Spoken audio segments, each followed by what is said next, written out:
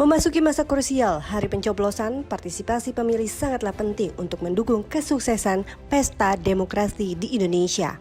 Partisipasi pemilih dalam pemilu dan pemilihan adalah tanggung jawab bersama antara penyelenggara pemilu, pemerintah, partai politik, serta warga negara. Partisipasi tidak bisa dibebankan kepada salah satu pihak saja. Semua harus bersatu menentukan strategi sesuai kapasitas masing-masing. Dan partisipasi pemilu pemula pada pemilu 2024 yang diprediksi lebih dari 50% pun tak luput dari perhatian publik. Perhatian ini pun bisa saja menjadi tajam bila berkaca pada sikap apatis yang ditunjukkan mayoritas anak muda. Karakter anak muda yang kritis dan penasaran dengan banyak hal perlu edukasi dan juga sosialisasi sebagai sarana mendapatkan jawaban agar ketidaktahuan generasi muda tidak membuat mereka gamang atau terjerumus pada hoax ataupun kampanye hitam. Lalu bagaimanakah cara agar partisipasi masyarakat meningkat pada pemilu 2024?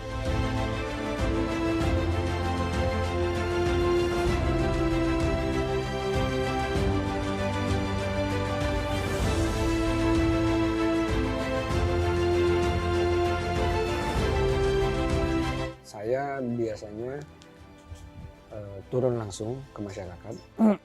Biasanya saya suka riset kecil-kecilan, nanya, udah tahu belum memilih siapa?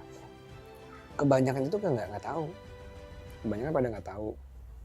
Contoh nggak usah sekarang, saya nanya aja misalnya inget nggak 2019 pemilu yang terakhir? 15 presiden siapa? Oh inget, kalau nggak 1, 2 kan gitu.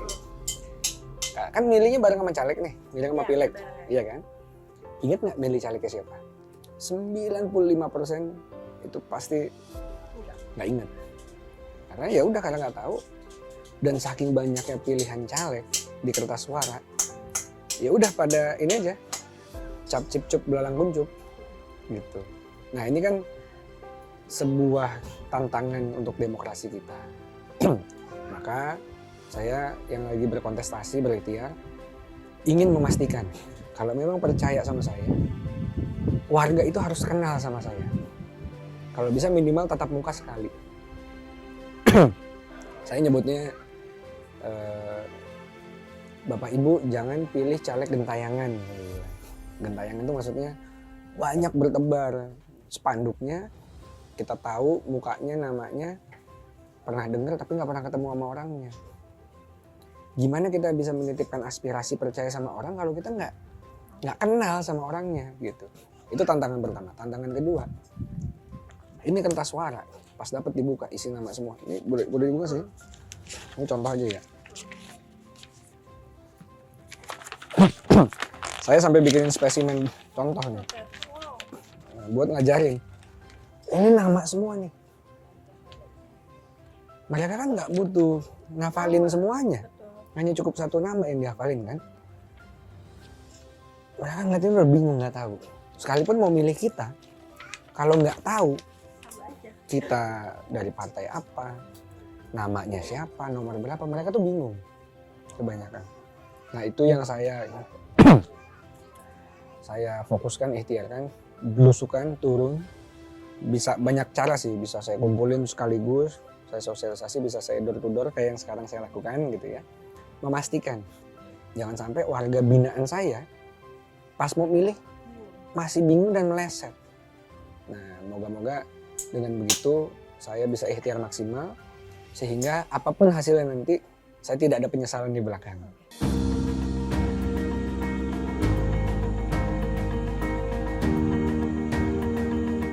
untuk pemilih muda kita punya penetrasi yang berbeda.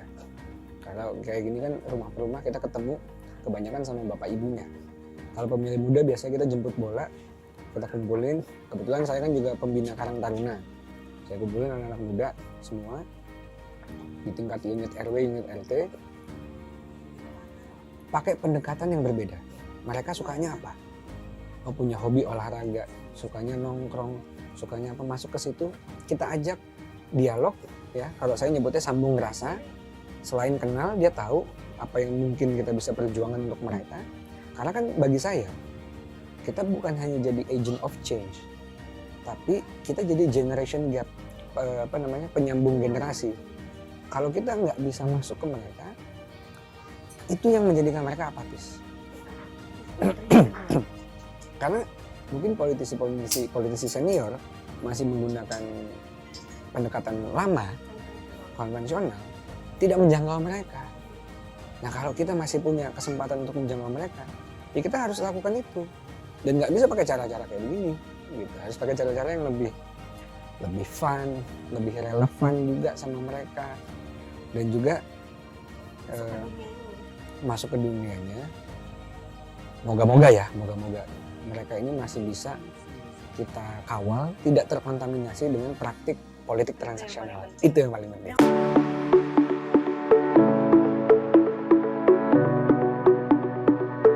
Pangsa populasi terbesar ke depan ini generasi muda, milenial Gen Z. Hampir 60% suara populasi kan. Mereka apatis. Berarti kan tingkat partisipasi rendah. Yang terpilih masih hanya dengan pendekatan transaksional atau pendekatan yang konvensional. Akhirnya kebutuhan mereka sebagai populasi terbesar gitu ya, ini tidak bisa terwakili. Kita nggak tahu apa mereka butuhnya, gimana cara menjangkau mereka, terus program apa yang relevan dengan perkembangan zaman sesuai sama kita nggak tahu. Jadi penting banget ini. Penting banget.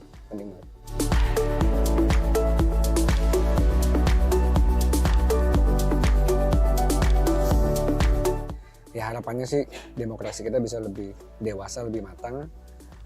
Moga-moga dengan cara ini bisa mengurangi praktik politik transaksional, dan cost politik bisa jauh ditekan, lebih murah. Karena kalau sistemnya transaksional semua mahal, apalagi buat kami politisi muda, anak-anak muda yang terjun ke politik, apalagi yang dananya terbatas, sulit banget mau bertarung, mau berkontestasi. Padahal mungkin kita punya kapasitas, kita punya kompetensi, insya Allah kita juga amanah, tapi terhambat, kita nggak bisa menaklukkan sistem gitu. Nah ini mungkin moga-moga kalau ini berhasil, ini bisa menjadi percontohan, politisi muda lain bisa mengikuti hal yang sama. Tandanya apa? Oh kalau Bang Andi aja bisa, saya melakukan hal yang sama juga bisa.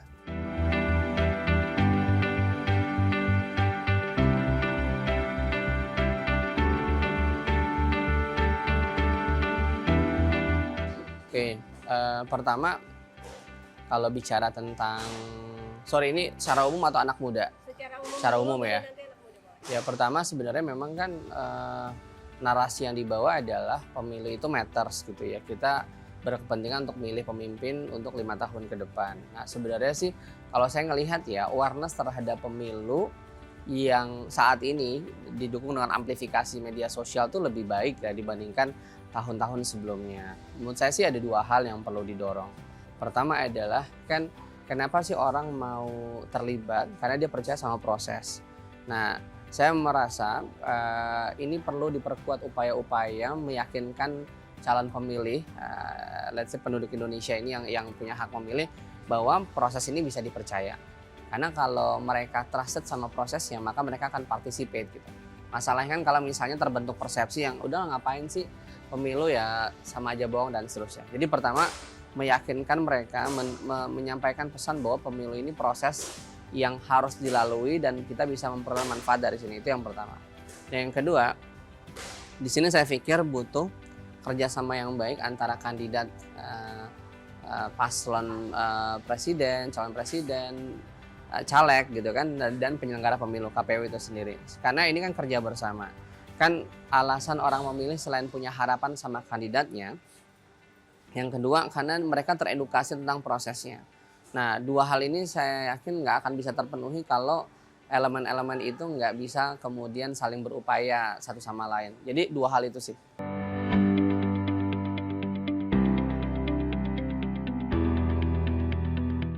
Pertama, memang sekarang kalau secara posisi ya 56% pemilih saat ini kan anak muda ya.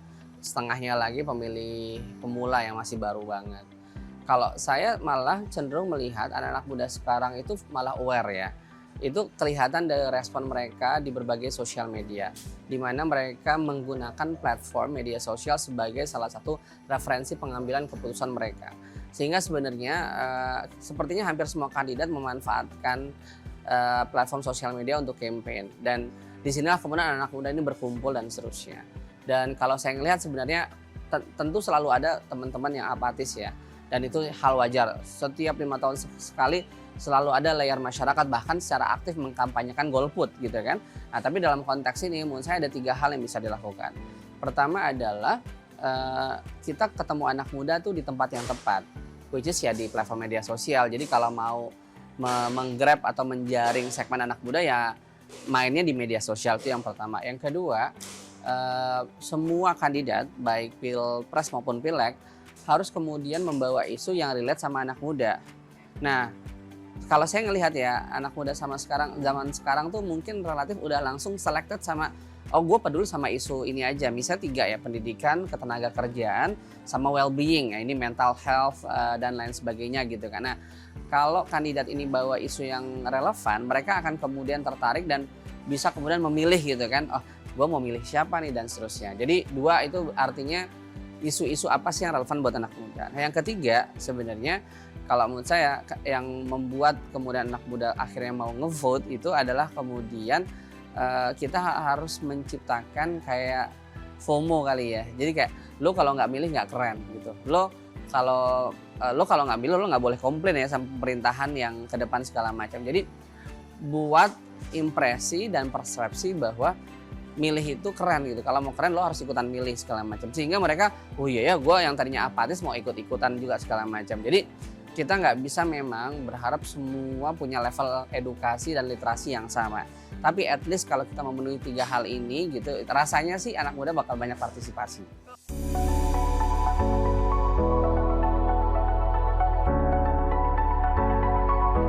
Menurut saya yang membedakan banget ya pada kontestasi tahun ini adalah karena setidaknya itu terlihat dari appearance para tim ses masing-masing pilpres itu banyak anak muda di sana segala macam. Jadi anak muda diberikan ruang yang cukup di tengah, nggak cuma di pinggiran segala macam satu.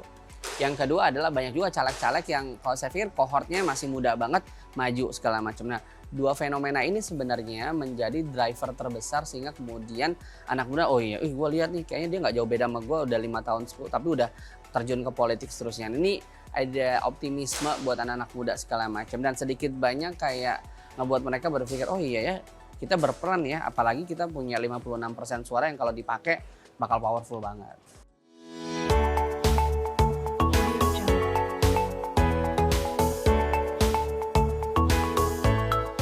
Ya, pertama kegagalan kita mengcater suara anak-anak muda itu punya implikasi pada 5-10 tahun ke depan.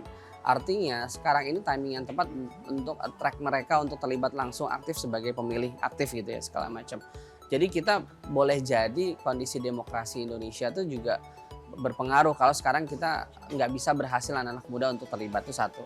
Yang kedua adalah kita nggak akan terjebak pada situasi di mana kemudian misalnya memposisikan anak muda selalu sebagai objek.